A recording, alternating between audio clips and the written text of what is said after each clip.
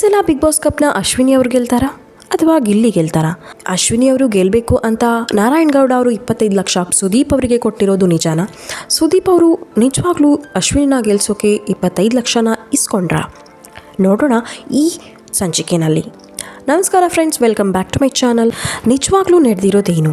ನಾರಾಯಣಗೌಡ ಅವರು ಸುದೀಪ್ ಅವರನ್ನ ಭೇಟಿ ಆಗಿ 25 ಲಕ್ಷ ಅವರಿಗೆ ಕೊಟ್ಟಿದ್ರ? ನಿಜವಾಗ್ಲೂ ನಾರಾಯಣಗೌಡ ಅವರು ಬಿಗ್ ಬಾಸ್ಗೆ ಹೋಗಿದ್ರ? ಅಶ್ವಿನಿ ಅವರ ಆ ಆಸೆನ ಈಡೇರಿಸಿದ್ರ? ನಾರಾಯಣಗೌಡ ಅವರು ಅವರ ಮಗನ ಮದುವೆಯ ಕಾರ್ಯಗಳಲ್ಲಿ ಬ್ಯುಸಿ ಇರೋದ್ರಿಂದ ಬಿಗ್ ಬಾಸ್ ಮನೆಗೆ ಹೋಗೋದಕ್ಕೆ ಒಪ್ಪಿರಲಿಲ್ಲ. ಅವರ ಪ್ರಕಾರ ಅವರಿಗೆ ಕಾಲ್ ಬಂದಿದ್ರು, ಅವ್ರು ಹೋಗಿಲ್ಲ. ನೆಕ್ಸ್ಟ್ ಕ್ವಶನ್ ಏನಂದರೆ, ನಾರಾಯಣಗೌಡ ಅವರು ಸುದೀಪ್ ಅವರನ್ನು ಮೀಟ್ ಮಾಡಿದ್ರಾ? ಹೌದು, ನಾರಾಯಣಗೌಡ ಅವರು ಮಗನ ಮದುವೆಗೆ ಕರೀಲಿಕ್ಕೆ ಸುದೀಪ್ ಅವರನ್ನು ಮೀಟ್ ಮಾಡಿರ್ತಾರೆ. ಹಾಗಾದರೆ ಸುದೀಪ್ ಅವರಿಗೆ ಅಶ್ವಿನಿ ಅವರನ್ನು ಗೆಲ್ಲಿಸಲಿಕ್ಕೆ 25 ಲಕ್ಷ ಕೊಟ್ಟಿರೋದು ನಿಜಾನಾ? ಇದರ ಬಗ್ಗೆ ಅವರು ನಾರಾಯಣಗೌಡ ಅವರು ಮಾತಾಡಿ, ನಾನು ಅವರನ್ನು ಗೆಲ್ಲಿಸಲಿಕ್ಕೆ 25 ಲಕ್ಷ ಕೊಡಲಿಕ್ಕೆ ಹೋಗಿರೋದು ಶುದ್ಧ ಸುಳ್ಳು. ನಾನು ನನ್ನ ಮಗನ ಮದುವೆಗೆ ಕರೀಲಿಕ್ಕೆ ಸುದೀಪ್ ಅವ್ರನ್ನ ಮೀಟ್ ಮಾಡಲಿಕ್ಕೆ ಹೋಗಿರೋದು ನಿಜ ಅಂತ ಹೇಳಿದ್ದಾರೆ.